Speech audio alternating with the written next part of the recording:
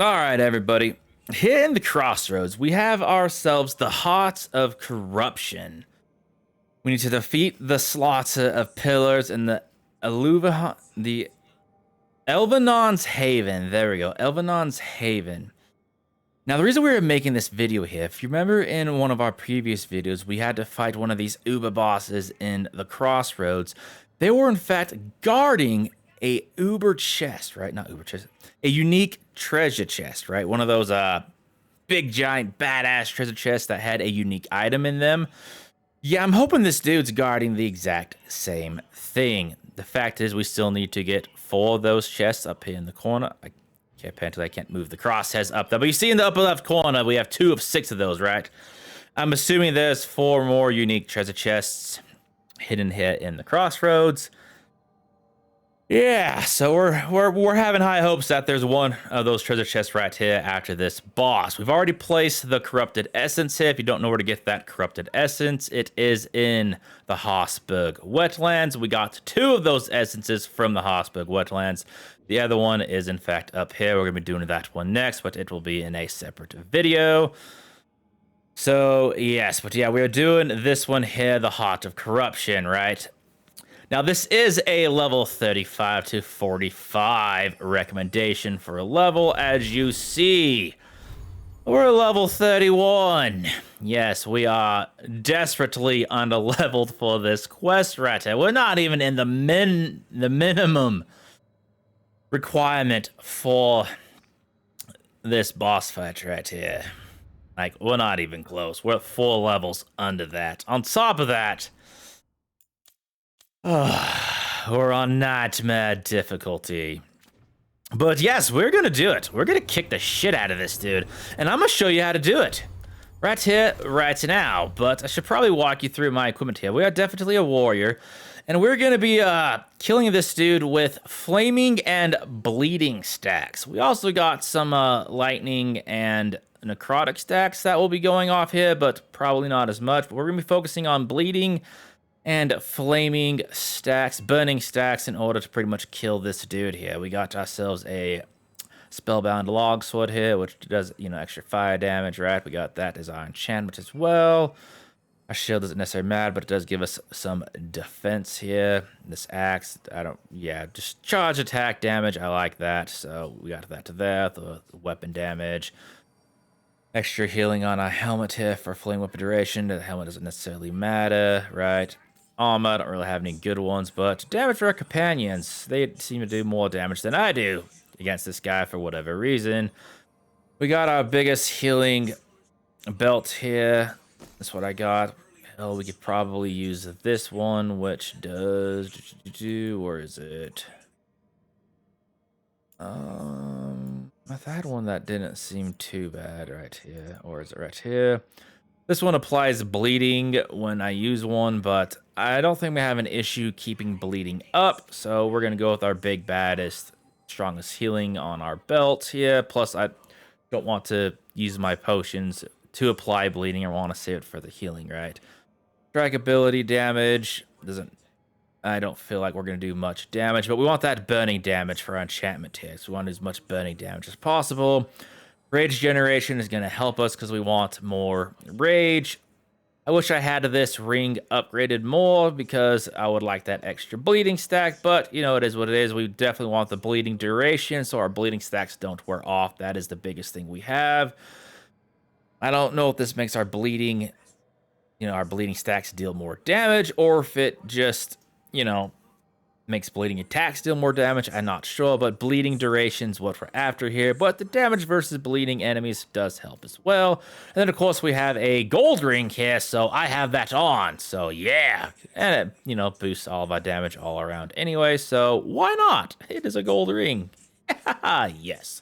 Anyways, and then we have the apply shocked on ability criticals, which if I had my Keeper upgraded more, I would have taken the rage generation and put the applied chilled for that as well, because then when we get crits, we apply shocked and chilled. I'm not sure if chilled hurts enemies or if it just freezes them. I'm not sure if that even work on a boss. I don't know, but that's what we put on. So that's what we got for our setup here. And then as far as our abilities go, I don't use this ability. It's not really here for damage or anything, but I have it on because in our skill tree, which I'll show off in a second, I guess. I don't really know if I need to or not, but we have the Grey Warden specialty, but for each control ability we gain extra defense. So that's why we have this on, because it's a control ability, right? But we're going to be focusing on using our Fury of the Forge to apply our burning stack. So that's the ability we're going to be mainly using, but we have our control abilities on to get that extra defense. Plus, it's an ability that we can use that does not consume rage. So it is that. So then, of course, we have our ultimate, our Warden's Fire, an extra source of burning when we need it. That's that. And then our companions, right? We have attack my target, applies burning every 30 seconds. So an extra source of burning, maximum burning stacks, right? Just too far over, wrong button. Lucanus, he has the same thing going on for him. The same thing on here. Attack my targets, applies bleeding damage, right? And then over here, we've got maximum bleeding stacks. And over here on his weapon as well, Lucanus in your party, your critical ability hits apply bleeding. So again, when we hit an enemy with bleeding, our critical abilities will also apply bleeding. So again, we're applying bleeding all over the place. And if the enemy is at maximum bleeding stacks, they are also afflicted with necrosis. So there's our necrosis that we are hitting enemies with as well. And for our companion skills here, guys, we have the soothing potions, because we're basically just having our companions using their healings for us just so we don't die. We have, obviously, it's a basic path here, but we have the warding formula for that deflect, because obviously with deflect, how it works, if you don't know, it ignores the next impact receiving. Basically, you don't take any damage. You'll still get hit. So if the enemy hits you to the point where they knock you down or send you flying, you'll still go flying. You'll still be knocked down, knocked over, however it is you want to put it, but you'll take no damage. So that's how that works. You still get, knocked over, but you will take no damage. So that really helps when the boss can kill you in 2 hits, right? That's how that works. And then of course we have down here for it having an increased effectiveness, for that 25% increased effectiveness. So with Bolera here, we have replenish, right? We have her healing here, and obviously we have cooldown right here, but we have it right. That's why we have Bolera over any other companion. When you have low health, replenish automatically triggers if it is not on cooldown. A auto fire does not apply cooldown. Manual activation will remain available. Okay, meaning Bolera is the only companion who will automatically heal you. So she has 2 heals, basically. She will heal you all on her own when you're almost dead. Okay, when you almost die, when you have low health, she will cast replenish all on her own, as long as it is, ready to use if you haven't used it yet. Okay?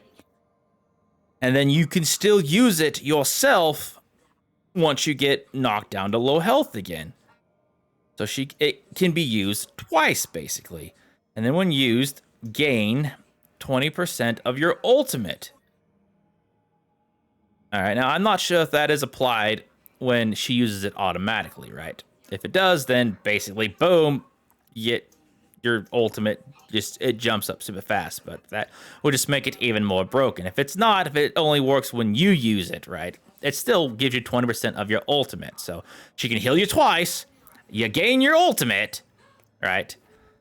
And on activation, it also grants immovable. So mixed with Lucanus's deflect that we just went over, which you take no damage, and with immovable, you don't get knocked over. So with those 2 things in tandem, it works really well.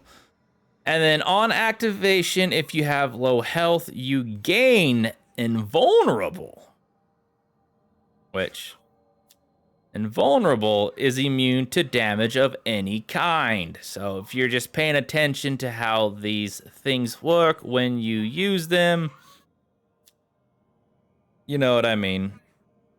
And it says on activation, so I'm assuming that's when you use it, but it could also be when she uses it. That's the skills that they have. So if you're paying attention to when you're using your skills, it definitely helps for fighting these big bad enemies. The deflect is really easy to pay attention to. Just anytime Lucan's potion comes up, even if you're not really hit, use it, because the next time you get hit, you will take no damage.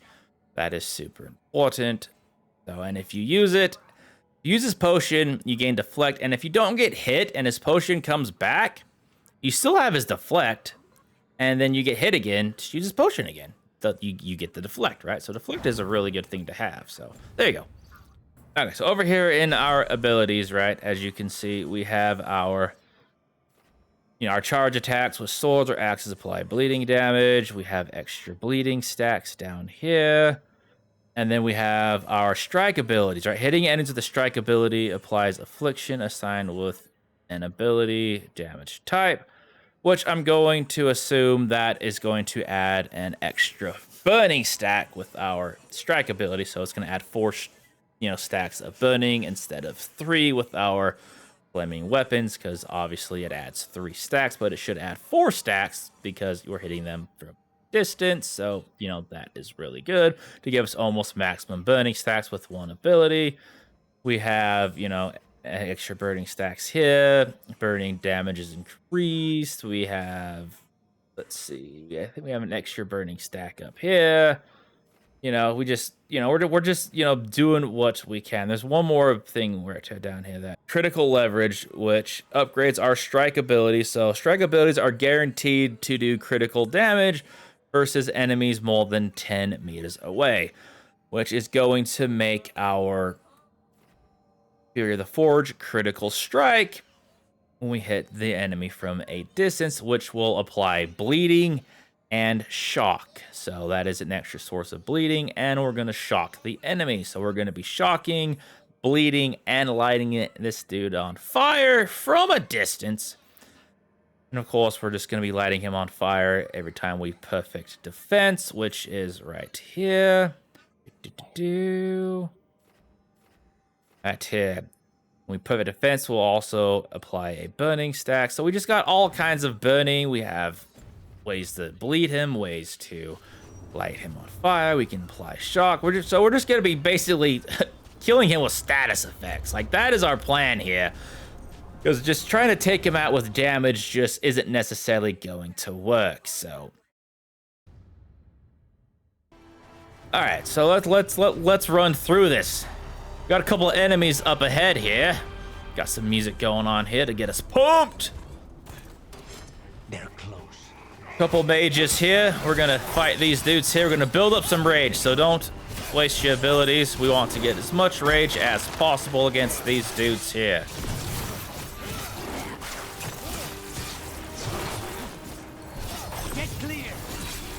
Obviously, if you're a different class, you'll build up your resource however you want to, but you'll have your own strategy in mind. But probably want to try to go in this fight with as much resource as possible. I would recommend that. So,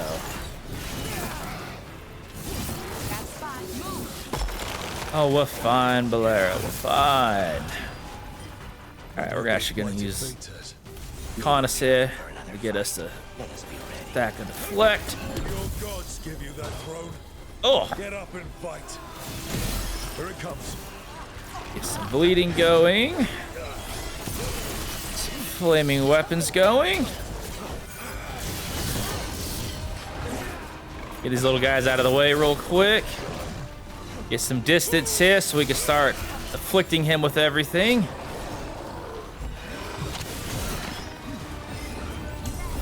Unfortunately, we only get to afflict him with 1 stack of bleeding and 1 stack of shock from a distance, but that is okay. It is fine.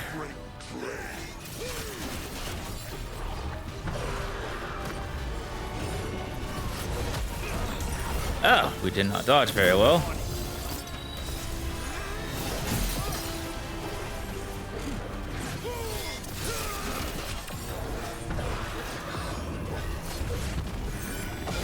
only wish I could get my burning duration up too. I had a ring that did burning duration, but unfortunately I took that off for the bleeding duration because burning is a lot easier to apply, so we swapped them out. That's why I got that bleeding ring on. I feel bleeding does a little bit more damage than the burning does, plus my bleeding ring's purple compared to my burning ring, which was only green, so all I was getting was burning duration compared to the bleeding damage and the bleeding duration. Alright, so as far as our strategy for this dude, we simply just want to... I wish the camera angle was a little bit better when we were locked on. So when he charges you like that, if you sidestep him real quick, you can get a charge attack on. Pretty simple. We can block his attack pretty simple for that perfect defense to get... Oh, dodge a little too soon. That's okay. All right. Grab him with our chain, pull him in for a charge attack. Got that necrosis going on. Oh, we did not dodge right. Got some rage built up, so we got our Fury of the Forge built up so we can hit him with a few of those. Keep at a distance, keep those stacks at maximum. 3 necrosis, 3 lightning, and all that burning. Wish I had one more to shoot at him, but that's all right. A little bit too far away, it's not gonna work. We're good though. Connus, heal us up, buddy. All right. Yeah. Ah, dang. Usually shield or javelin jabs you several times, not just once. All right, so yeah, if we can block this, burn him, then we should be able to bleed him, but instantly roll, because if you stagger him with a perfect... Oh, we're stuck. If you stagger him with a perfect block, you won't be able to stagger him with the charge attack. You can't stagger him twice in a row. You only stagger him like once. There's like a cooldown on how many times you can stagger him. So make sure you roll really quickly. And when he charges you with that little, you know, running kick, you can sidestep him and get yourself a back attack real fast. So keep that in mind. Necrosis. Oh. But just make sure if you're doing that with your perfect block to try to follow up with a charge attack, you don't have the your countermeasures or whatever it's called, where you do that little after you block, you do that counter stab, because that will screw you up. All right, here we go. Bleeding and lightning. Bleeding and lightning.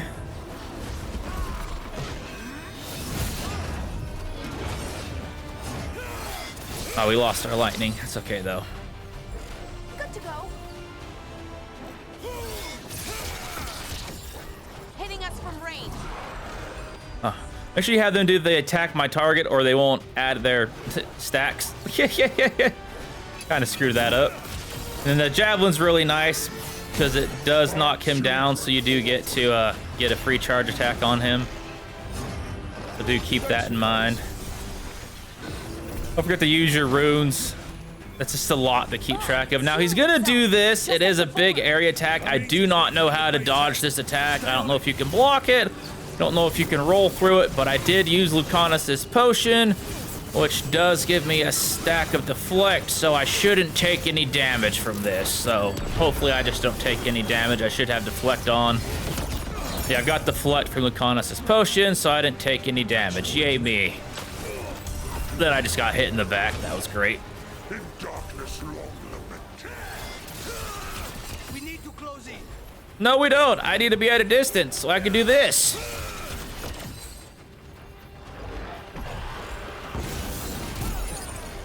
And deflect that back at him. That does some good damage. If you can. Sidestep. Bleed. Can I get my... Ah, I lost it. It's all right. Understood. So even if you are at full life, definitely use Lucanus's potion when it comes up.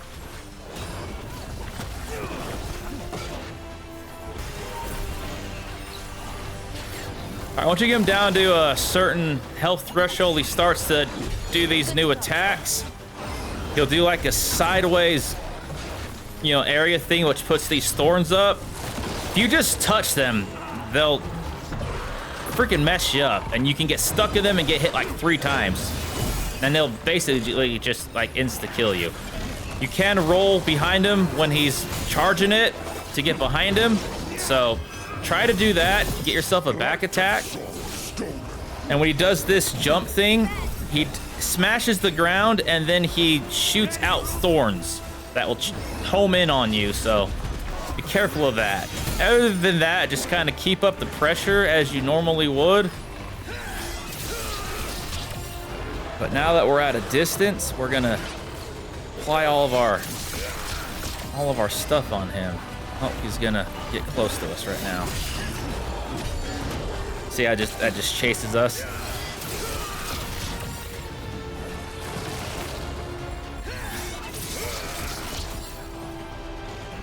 A wellspring flame.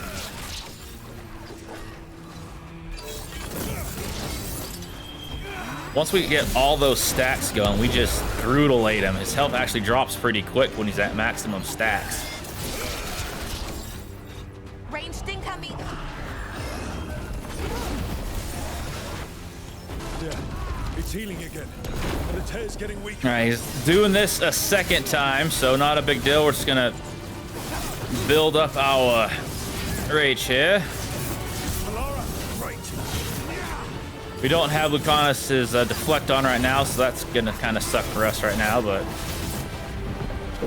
maybe we can time it with an ultimate to save our skin. We did! We didn't get hurt because of our ult, but that kind of sucks because he's gonna summon a bunch of minions, and I would have really liked to have had my ult for that, so that kind of sucks. But we'll figure it out. Yeah, after that second one, he does summon a bunch of minions, so that is that. Keep that in mind. That does kind of put a damper on things, but might actually be able to use them to our advantage. Let's lock on to the boss real quick, because check this out. Now that we're at a distance, right?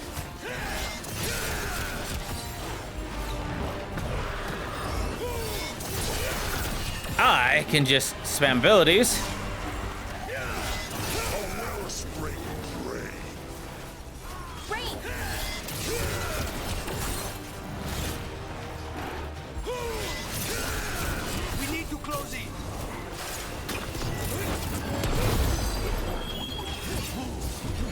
Oh. I'm not gonna attack you stupid minions to get my rage back up. That might have worked out in my favor, actually. Especially because I'm not getting hit, because I'm being ow. But never mind, I wasn't getting hit.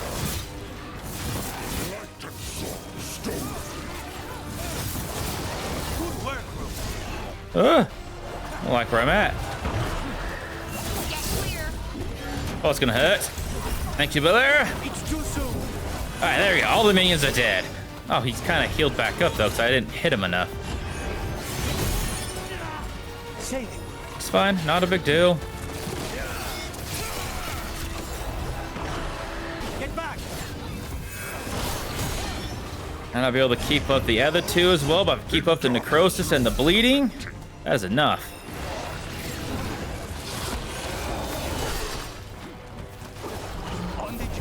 Well, at the very least, you can easily keep up the necrosis and the bleeding at maximum stacks at like all times. The necrosis stays on for a very long time as is. You can almost get maximum bleeding stacks up or hurting stacks up with your one ability anyways. I had an itch. I had to back up on that one. Oh, we're still itchy. No! You got it. Thank you, Blair. Okay, leave me alone, asshole. My face itches. Why didn't I just pause the game? Oh, that was stupid. Okay, it's okay. It's okay. Not a big deal. Not a big deal. Yeah, my nose itched, then my eye itched, and my headphone fell out of my ear. Okay, we're good. We're good. Yeah. All right, we're good. Ranged incoming. Stay away.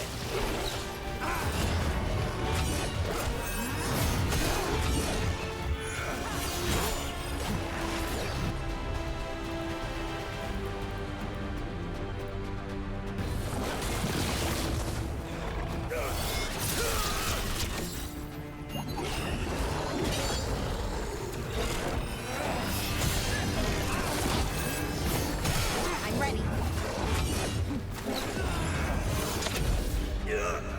Oh, okay. I swear I told Laconis to use the potion in that menu, but whatever. Light and song stolen. Rain.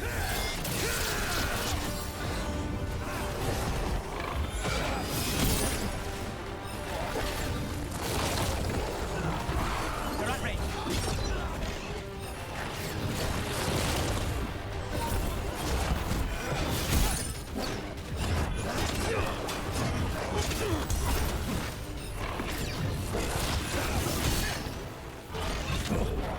A wellspring drain.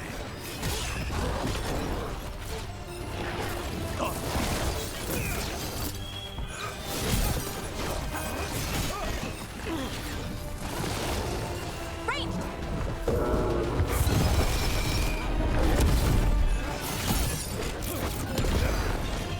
Ready here.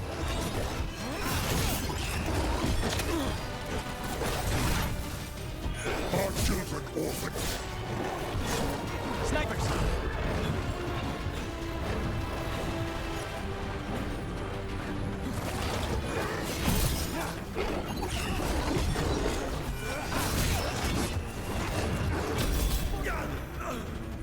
All right. Hold on.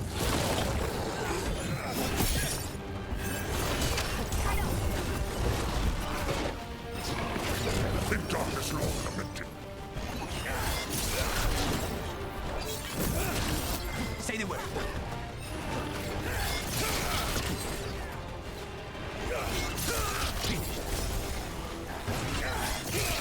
We need to close in. There we go. That is how we take him down.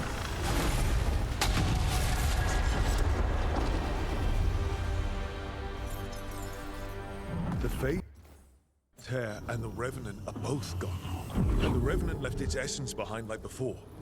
These Revenants aren't just undead, there's something more. They're so angry, but not at us. Solus. He left so many of his memories in the crossroads. Maybe the gods raised the worst of them as watchdogs. Makes sense. What's harder to face than your most painful memories?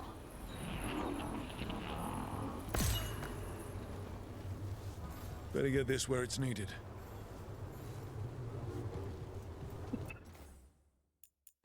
And yes, still on Nightmare. Wanted to point that out. Okay, and yes, it is one of these unique treasure chests right here. We got ourselves. It is Andraste's will, baby. 50% burning duration plus 1 maximum burning stacks. All afflictions that you apply are amplified as burning instead. Oh. That just turns everything into straight burning damage. I don't know if I like that. I mean, if it made it so it was like 50% burning damage instead of burning duration, that'd be good. But as we just proved, we could, you know, add a whole crap ton of different afflictions. Like, you know, we could do bleeding, lightning, and necrotic with one ability. Like, you know what I mean? Now, if this thing added like 5 burning stacks, then that'd be a different story. Maybe we had like 10 burning stacks. Just for 1 burning stacks to lose all other afflictions, that's not good. But anyways, that's how you get Andraste's will. So that's cool. There's a unique ring. But of course, if you wasn't, using burning attacks like I am, then I guess that wouldn't be so bad, actually. So, for my build, it's not a good ring, but for, you know, somebody else's ring, then yeah, there we go. All right, everybody, here we are yet again with another unique item. And yes, this unique item is locked behind a boss fight here in the Crossroads. Much like our last unique item, Andraste's Will, in our previous video. And if you are like me, you do not want to wait till you are level 35 to 45, recommended as the game so says, right? And if you are like me, you do not want to wait until you are recommended level 35 to 45 to get this item. Yes. In order to unlock this boss right here, in order to get this item, you must have access to the Horsburg wetlands, and you must defeat the powerful enemy there to get your corrupted essence. Now, for me, I did everything you possibly could up into the Horsburg wetlands, and I'm only level 31. I'm nowhere near the recommended level of 35 to 45 in order to be strong enough to actually fight this boss. On top of that, I am on Nightmare difficulty. Yes. So just like with the previous video here on Andraste's Will, we are extremely underleveled in fighting the boss here in order to get our unique item. The last boss was level 37. This boss is in fact level 42. And yes, we are once again on Nightmare difficulty, so like I mentioned, if you are like me and you do not want to wait until you are the recommended level to get these items, that's what we're here for. We're here to show you that we can, in fact, take these enemies on at an extremely low level against the odds, even on Nightmare difficulty. Here we are right here. But for this one here, we're just simply going to go over the boss fight itself and, you know, the strategy we are going to use. Of course, you know, looking out for the attacks, dodging, and that, when to attack, and what's to, oh shit, look out for so we don't die. So that's what we're doing here, and, you know, hope this helps you out. If not, simply skip to the end and see what's inside of the treasure chest. But of course, you already know what the item is because it is in the thumbnail. So there you go. That explains the bow. Okay, so when you start out this fight, there are in fact a bunch of minions here. Simply take them out. The boss will kind of jump in when he's ready. That's what we're going to do here.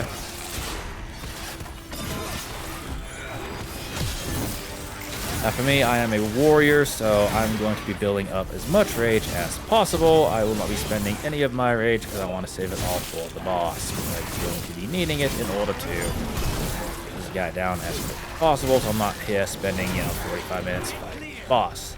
Now I do believe this boss is easier than the previous boss, the level 37 knight, just because, I don't necessarily like fighting the, shield guys. The shield guys, I do not like them. I don't like, how they're always blocking, and I need to hit them in the butt or power attack them in order to hurt them. I don't like that.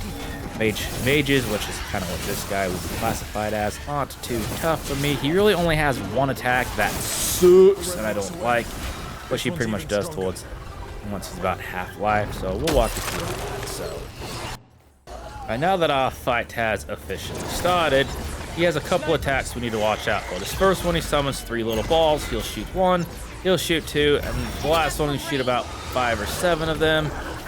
Pretty easy to dodge. He will teleport and disperse. When he reappears, he summons up a circle of ice around him. So again, for these, it's 1, 2, then he'll throw a handful of them, so make sure you dodge. When he does throw those ice balls at you, it's not always the same timing. He will pause between throws. Sometimes he will delay his first throw. Sometimes he'll delay his last throw. He could delay all of them. So make sure you're paying attention and you're not just like, oh, dodge, dodge, dodge. No, the timing is different. So watch out for that.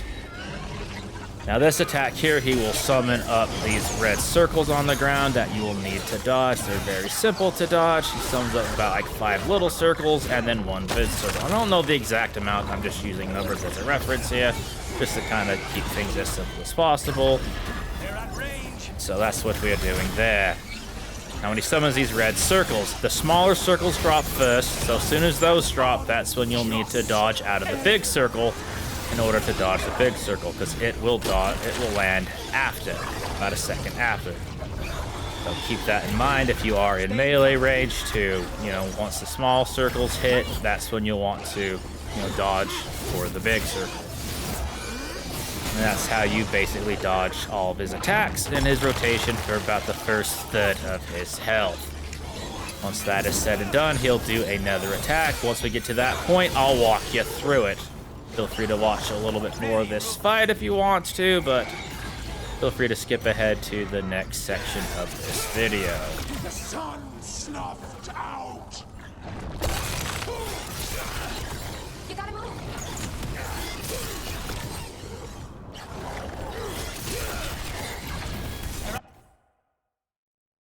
Roblox.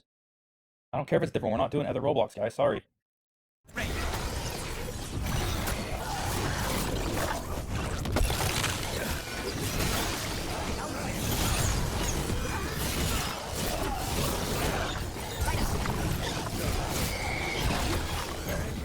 Vengeance unavenged.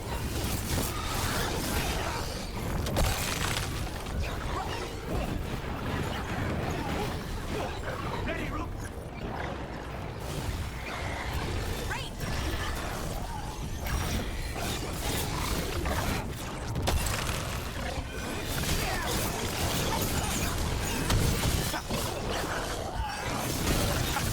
Just end.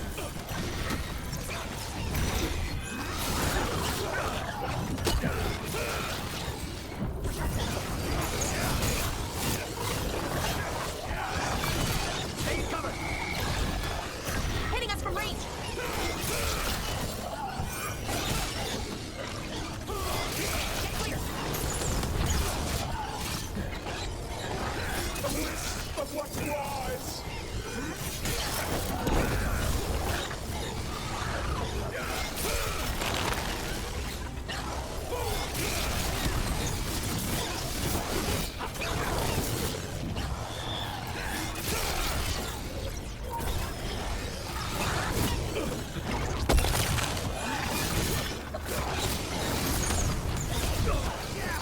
The sun snuffed out. Ready, Rook?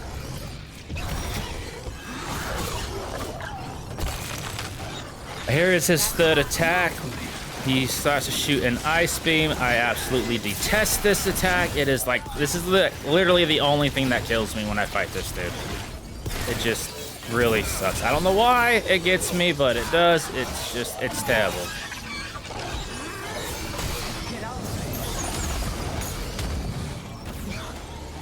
Pick up our stacks, come on. Okay, and then right about here, he's going to teleport away like they all do, summon up a barrier around himself. He's going to start just, you know, healing himself up a little bit and whatever. I do not know how to dodge these or how to avoid taking damage, but if you have deflect on, which I get from Condus's, what's his name? That's my party member's name. Hold on. Companions.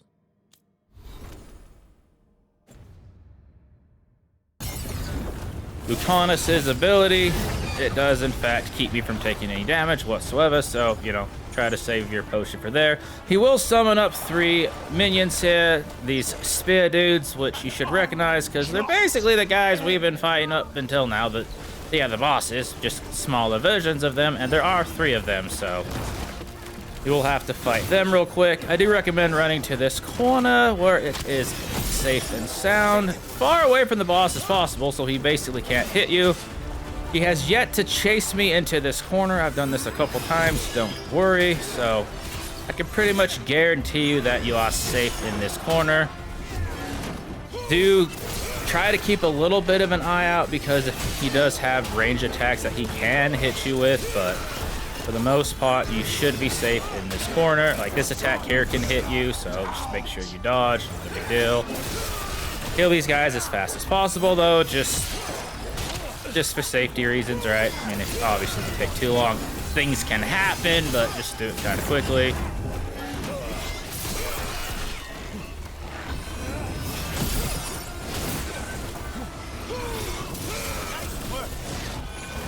attack right there, the freaking ice beam. I got a little bit too close to that edge.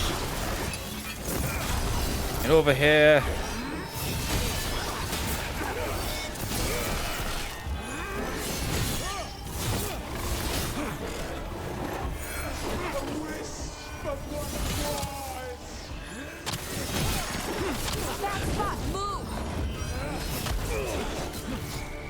You, sir, need to die.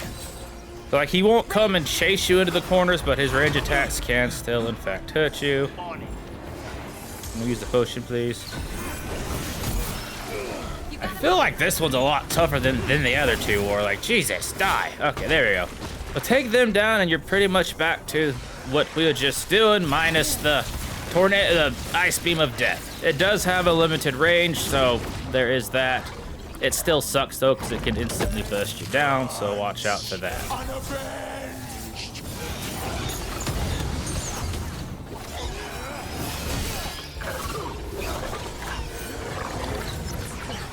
Yeah, that just kind of keep doing what she was doing to survive to get you to this point. He does have one more attack that will come up that does prove to be like it doesn't hurt you. It doesn't do anything that's going to kill you, but it can screw you over if it does come at a very bad time. So we'll walk you through that once we get to it. So just keep an eye out for that. I will put another marker there for his, next ability. Feel free to watch more of this if you want to. If not, just feel free to skip ahead.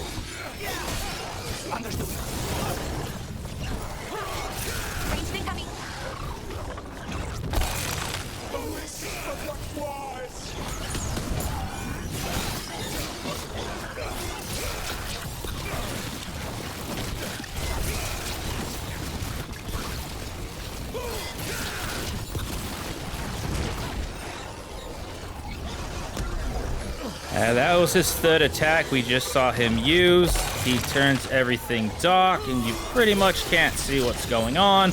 You lose track of your allies. They can't help you anymore, so they can't use their abilities to, heal you or whatever, which kind of sucks. So you don't really get any help from your allies. The worst part about the whole thing is you want to keep your distance because obviously you don't know what's going on and you don't want to die, but he will recharge his barrier if you don't hit him. Like if too much time elapses and you don't hit him, he will recharge his entire barrier. So that double sucks when he does that attack. So just keep an eye out for that. Hitting us from range.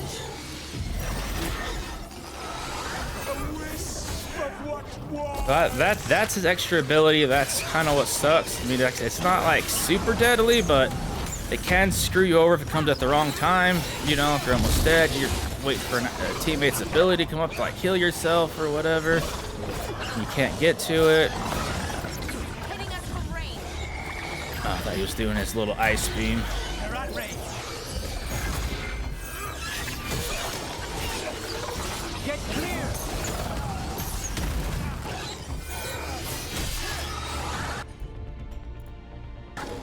You bet. Here it comes again. The sun snuffed. This time's not gonna screw me over though. Come here, you. Nope, I have all my abilities, dude. I'm ready for damage phase. You're done.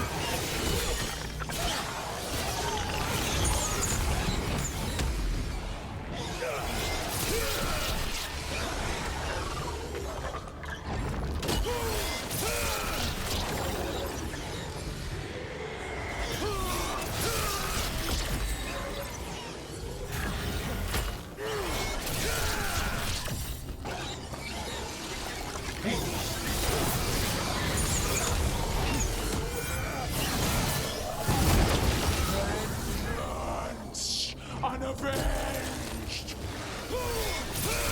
Get back! Ah, yeah, baby.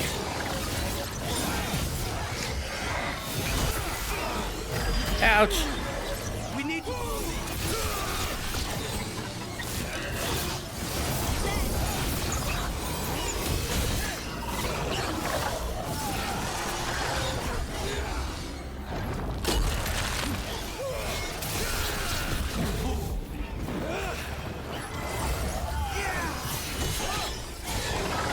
I'm kind of pushing it really hard here.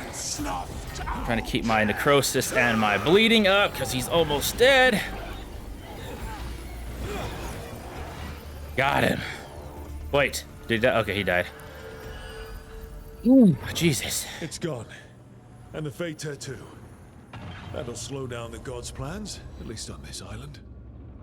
Another Fate Tech closed, another Revenant destroyed, another Essence gained. That makes 3 essences. We should start looking for somewhere to use them. As I mentioned, when we were doing when he barrier and I was fighting those 3 powerful skeleton guys, that I've This'll open the way. done this a couple of times. Thank you. And that's because after I defeated the last big boss, I did not, I guess, go back to the tower to, you know, replenish my revives and my potions.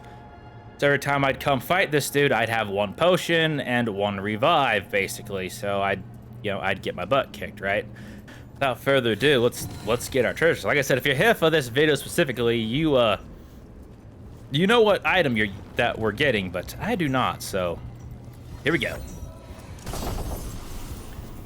Oh, it's a unique great axe. So for the warrior, it is the unique great axe. Its weapons, light attacks, are now heavy attacks. Defeating an enemy deals stagger to nearby enemies. Oh, that's pretty badass, actually. We're not going to equip it because I don't use the, you know, a great axe. I use the sword shield combo. But yeah, well, there you go. There is a unique axe for the warrior, baby. Of course, if you're a different class, that it'll be whatever following weapon slot that'll be, but a unique weapon, baby.